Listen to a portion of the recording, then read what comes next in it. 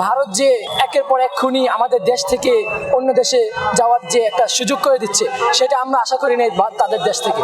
আমাদের প্রতিবেশী হিসাবে কিন্তু তারা এই কাজটা ঠিক করে নেয়। তারা আমাদের বিপ্লব, একজন হাদি ভাই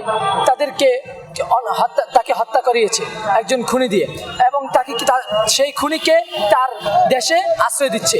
সেই জন্য ভারতের কাছে এটা আমরা আশা করি না, সেই জন্য ভারতের অনেক সমস্যা হতে পারে। যে জন্য ভারতকে আমরা চাই, ভারতের কাছে আমরা একটা দাবি রাখি যে খুনিকে যেন আমাদের হাতে ফিরিয়ে দেয়, হাদির খুনিকে যেন আমাদের হাতে ফিরিয়ে দেয়। না হয় কিন্তু পরবর্তীতে ভারত হয়ে থাকতে পারবে না, ভারত আমাদের দেশ প্রতিবেশী হয়ে থাকতে পারবে না, আমাদের শত্রু হয়ে যাবে। যেহেতু হাদি চেয়েছিলেন যে এটা একটা সংগ্রামী দেশ হোক, এটা একটা ন্যায় বিচার দেশ হোক, এটা একটা জনতার দেশ হোক, জনগণের দেশ হোক, এটা যেন এই দেশে কোনো দালালি না হয়, এই দেশে যেন কোনো খুনি যেন না থাকতে পারে, এই দেশে যেন আওয়ামী লীগের কোনো দালাল না থাকতে পারে, সেটা হাদি চেয়েছেন। হাদি চেয়েছেন যে যেন এটা জনতার দেশ হোক, জনতার হয়ে তিনি যেন কাজ করতে পারেন, তিনি যেন সারা বাংলাদেশে একটা আলো ছড়িয়ে দিতে পারেন, সেটা হাদি চেয়েছেন। যে বিপ্লব করে নিজেকে বিলিয়ে দিয়ে তিনি চেয়েছেন যে সুন্দর একটা দেশ গড়ার জন্য।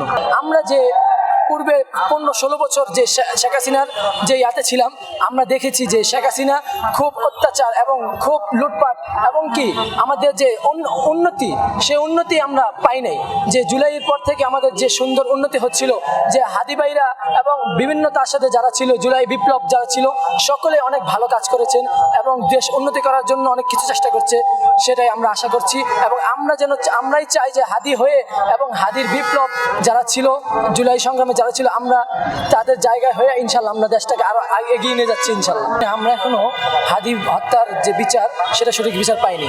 খুনি যেখানেই থাকুক না কেন, আমরা চাই যেন অতি শীঘ্রই হাদির হত্যার যে খুনি ওনাকে যেন ধরিয়ে নিয়ে আসে। তো যারা ভাবছে যে দেশে আছে হাদির খুনি, তারা যদি হাদির খুনিকে অতি শীঘ্রই বের করতে পারে, তাহলে আমরা অতি শীঘ্রই হাদির বিচার বাস্তবায়ন করতে পারবো। আমরা হাদি হত্যার বিচারকে বাস্তবায়ন করে ছাড়বো, এটা আমাদের দাবি। এটা আমাদের দাবিকে আমরা বাস্তবায়ন করবো ইনশাল্লাহ। আমরা চাবো যে আমাদের যে হাদি যে প্রজন্ম রেখে গিয়েছে, হাদির যে বাস্তবায়ন করবো বিষয়টা, সেটা আমরা চাই যেন পরিপূর্ণভাবে আমরা বাস্তবায়ন করতে পারি। হাদি যে বিপ্লব করে গিয়েছে, আমরা চাই সেই বিপ্লবটা আমরা পরিপূর্ণ করে হাদির জায়গায় থেকে হাদি হয়ে আমরা যেন পরবর্তী প্রজন্মে হাদি হয়ে যেন আমরা সেই বিপ্লবটা আমরা চালু রাখতে পারি।